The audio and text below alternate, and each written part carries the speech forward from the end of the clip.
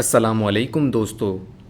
قابیل حضرت آدم علیہ السلام اور بی بی حوا کا وہ نافرمان بیٹا ہے جس نے روئے زمین پر پہلے انسان کو قتل کیا۔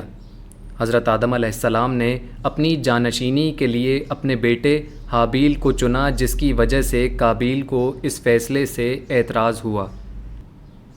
اس اعتراض کے بعد یہ دونوں بھائی خدا تعالیٰ کی بارگاہ میں قربانی پیش کرنے پر مامور ہوئے تاکہ اللہ جس کی قربانی قبول فرمائے وہ حضرت آدم علیہ السلام کا جانشین بنے۔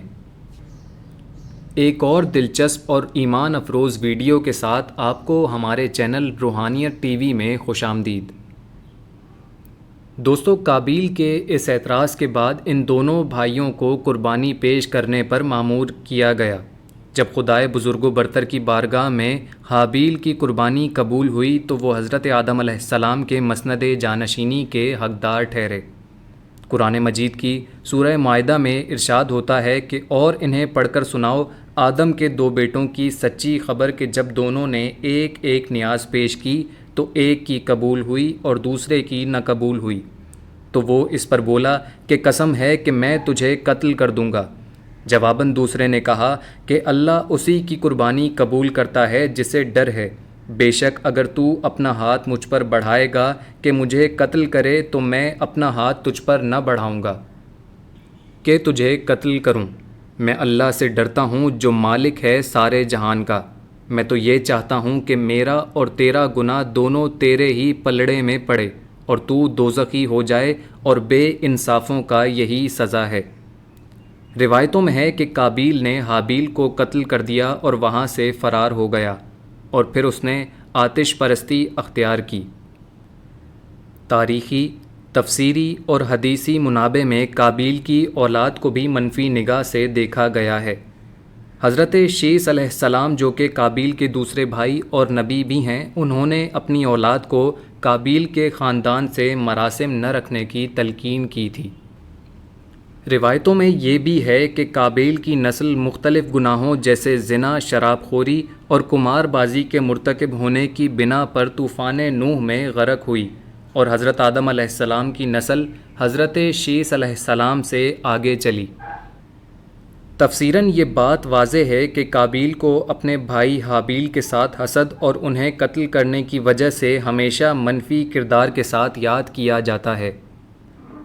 تاریخی روایتوں کے مطابق جب حابیل حضرت آدم علیہ السلام کے جانشین منتخب ہوئے تو قابیل نے اعتراض کیا، کیونکہ اس کا عقیدہ یہ تھا کہ حابیل کو حضرت آدم علیہ السلام نے اپنی محبت کے بلبوتے پر اپنا وصی و جانشین مقرر کیا ہے۔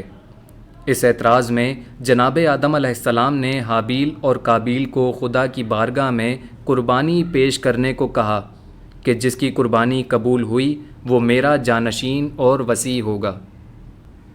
حابیل جو کہ مال مویشی رکھتا تھا، اس نے اپنے جانوروں میں سے سب سے اچھا جانور قربانی کے لیے پیش کیا، جبکہ قابیل کسان تھا۔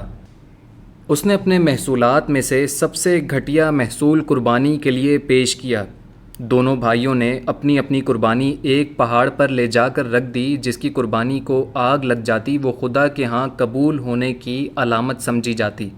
آخرکار حابیل کی قربانی آگ کی نذر ہو گئی اور اس کی قربانی کو مورد قبول سمجھا گیا، اور جناب آدم علیہ السلام کا جانشین بھی حابیل ہی ٹھہرا۔ حابیل کی قربانی قبول ہونے کے بعد قابیل نے اس سے حسد کرتے ہوئے انہیں قتل کرنے کی قسم کھائی۔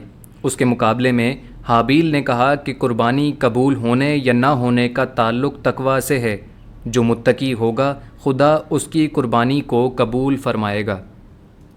تاریخ کے مطابق حابیل اپنے مویشیوں کو چرانے کے لیے باہر کسی پہاڑ کے دامن میں چلے گئے اور وہاں آرام کر رہے تھے کہ اسی دوران قابیل نے انہیں قتل کر ڈالا۔ حابیل کو قتل کرنے کے بعد قابیل کے ذہن میں اپنے بھائی کی لاش چھپانے کی کوئی تدبیر نہیں آئی، یہاں تک کہ بعض درندے حابیل کی لاش پر حملہ کرنا چاہتے تھے کہ اتنے میں خدا کے حکم سے دو کوے آئے اور آپس میں لڑنے لگے۔ ان میں سے ایک نے دوسرے کو مار ڈالا اور اپنی چونچ کے ذریعے مرے ہوئے کوے کے جسم کو زمین میں دفنا دیا۔ قابیل جو کہ بڑے غور سے ان کووں کو دیکھ رہا تھا، اس نے بھی اپنے بھائی کو زمین میں ایسے ہی دفن کر دیا۔ حابیل کے قتل کے بعد قابیل حضرت آدم علیہ السلام کی طرف سے لعنت کا حقدار ٹھہرا اور اس نے اپنی بہن کے ساتھ یمن کے جنوبی علاقے عدن کی طرف راہ فرار اختیار کی۔ تاریخ میں اپنے بھائی کے قتل کے بعد قابیل کے آتش پرست ہونے کا بھی ذکر ملتا ہے۔ اس حوالے سے تاریخ میں آیا ہے کہ جب اس نے اپنے بھائی کو قتل کر ڈالا تو شیطان نے اسے وسوسے دینا شروع کر دیے۔ شیطان نے قابیل سے کہا کہ حابیل کی قربانی کو آگ لگنے کی وجہ یہ تھی کہ وہ آگ کی پوجا کرتا تھا۔ تم بھی اگر اپنی قربانی کو قبول کرنا چاہتے ہو تو آگ کی عبادت کیا کرو۔ اس واقعے کے بعد قابیل نے آتش پرستی کے لیے ایک مخصوص گھر بنایا اور یوں اس نے آتش پرستی کی ابتدا کی۔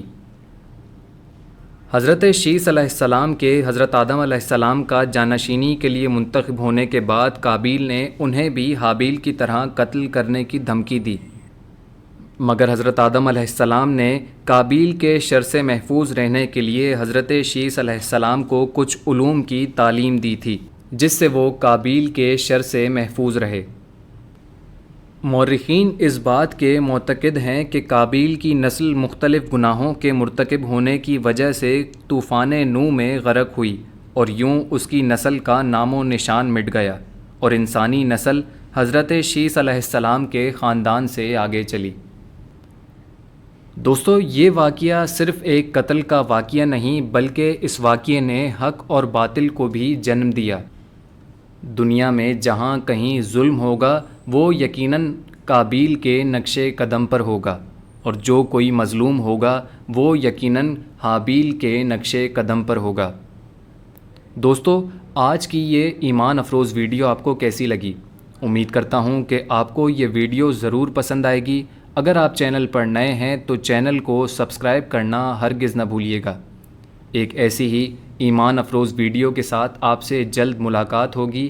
تب تک اپنا بہت سا خیال رکھیے گا۔ Thanks for watching this video. اللہ حافظ۔